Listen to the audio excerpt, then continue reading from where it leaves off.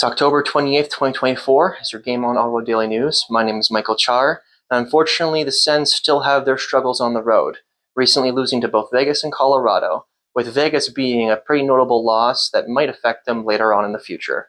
But before that, a quick ad for your Game Over Network's podcast, Hyperdrive Hockey. Hyperdrive Hockey is Game Over Network's flagship podcast, a podcast about a variety of topics across the NHL, with Max and Daphne covering all of it, not only about the NHL as a whole, but also about all the Canadian teams. So if you want to learn a little bit more about your Senators from an outside perspective, from some different voices other than mine and obviously the Game Over Ottawa people, please tune in at not only on YouTube with the Game Over Network channel, or on thegameovernetwork.com. It'll be every Tuesday and Friday, so make sure to tune in and get your fill on what's happening outside of Ottawa, thanks to the Game Over Network's Hyperdrive Hockey. So as of October 28th, 2024, the Sens are on their way back home from a tough end of a road trip that started so well with that game against Utah, but the game against Vegas was the turning point for it. In a 3-game span, it was so tough to see that more than halfway through that road trip in terms of periods and time, they had such a good moment, and unfortunately lost. That 4-3 lead against Vegas, they seemed to be in full control of the game. They were playing good 5-on-5, and unfortunately a bad penalty from Nick Cousins led to a power play goal, then another quick goal from Keegan Colasar on a shot that Ullmark probably should have saved, and then an empty netter to turn what was a 4-3 lead to a 6-4 loss in nothing but a minute and 25 seconds. That loss seemed to linger over the Sens as they had to quickly move on towards the Colorado game.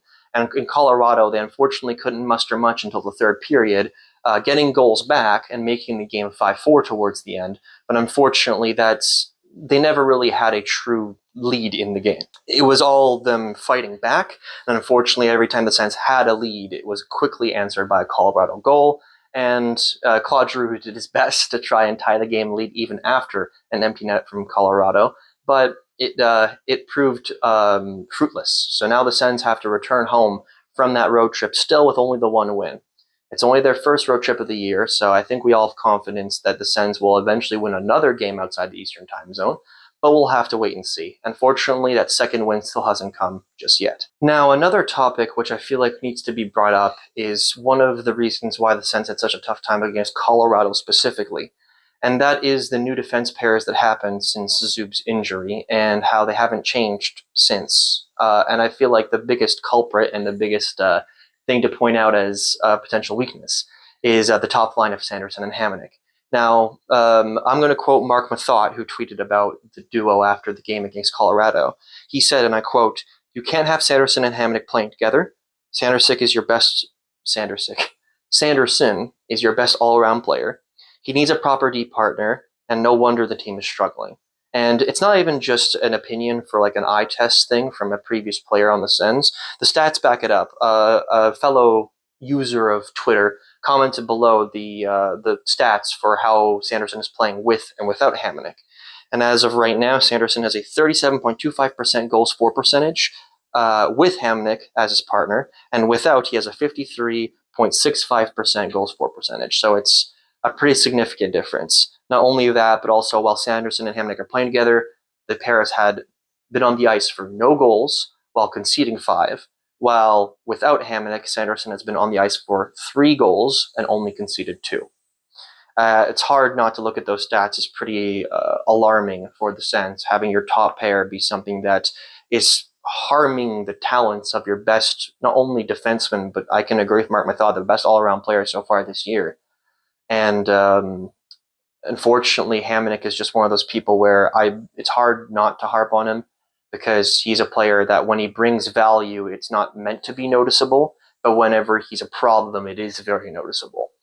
So we'll see if Travis Green makes any changes, but I don't think those changes are coming anytime soon, especially because of the Zub injury. There's not much choice he has other than moving his Hamonic down, and I think his previous time having Hamonic on previous rosters that he's coached might affect the choices a little bit. Now, unfortunately, there is also some more injury news that happened over the weekend. Shane Pinto didn't play in either game against Vegas or Colorado, and before the Colorado game, it became more evident that he was injured, not just taken out for a rest day.